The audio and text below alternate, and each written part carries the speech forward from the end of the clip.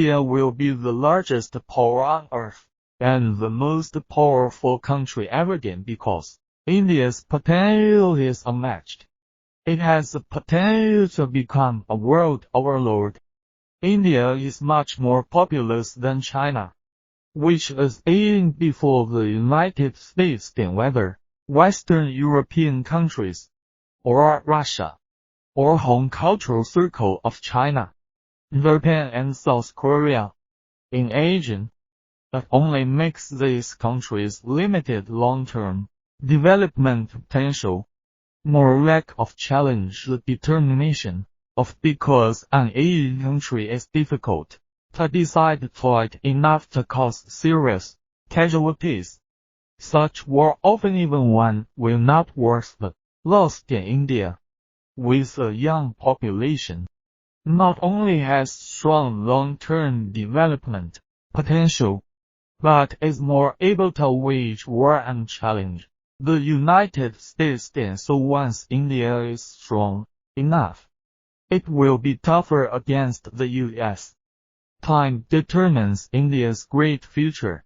When China begins to age, the United States is just in decline, really declining, and will still have strong energy to contain China's development than the United States can maintain its dominance as long as it is led by its own Asian age and India is at its best time to challenge the United States than before India entered an Asian phase.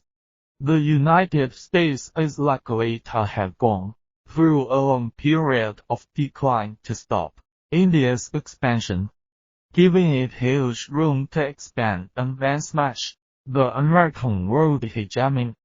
India is an English-speaking country, which actually has the foundation of establishing a new dynasty in the English language culture circle and both belong to the English culture circle. The English or the Indian dynasties. India is to the countries of the whole English cultural circle, just like Macedonia to the Greek states, and Yin and Chu to the Eastern Jew states. Then, India can successfully accept the legacy of the former Korea, the United States and Britain and become the world hegemon. India has excellent geographical conditions. Then the United States faces the Atlantic Ocean in the east and the Pacific Ocean in the west. Whether in Western Europe or East Asia, it will directly face the continent of the United States in the process of its size. Then the Indian Ocean is the farthest from the United States, which is the weakest again moreover, because the United States is directly facing the Pacific Ocean, or Asia-Pacific. Countries are facing games with the United States, which makes China and other East Asian countries basically forced to concentrate their strength in the East. The threat to India in the Indian Ocean region is extremely limited, creating a good opportunity for India to support American hegemony in the future. A group of weak chicken countries around India cannot only stop India, but also become the target of Indian expansion.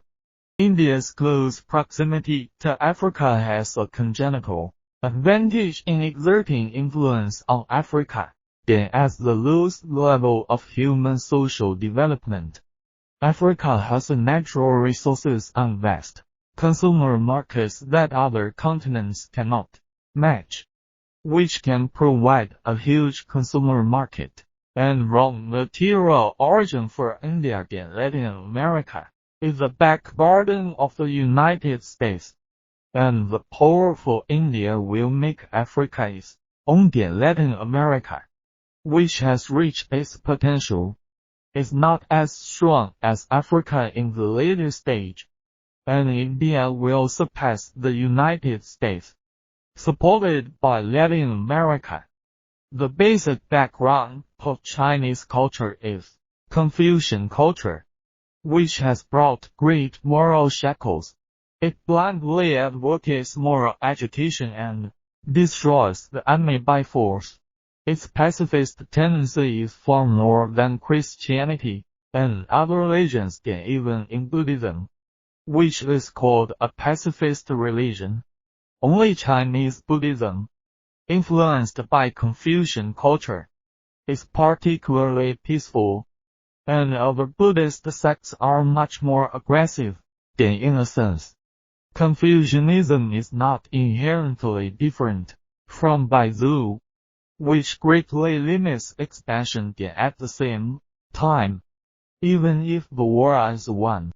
The Confucian moral shackles will restrain the plunder and exploitation of the victors. On the contrary, in order to appease and civilize the residents of the new territory, the people without war dividends will resist aggression and expansion. The Indian culture is dominated by religion and the coexistence of multiple religions, all of which are generally much more aggressive than Confucianism.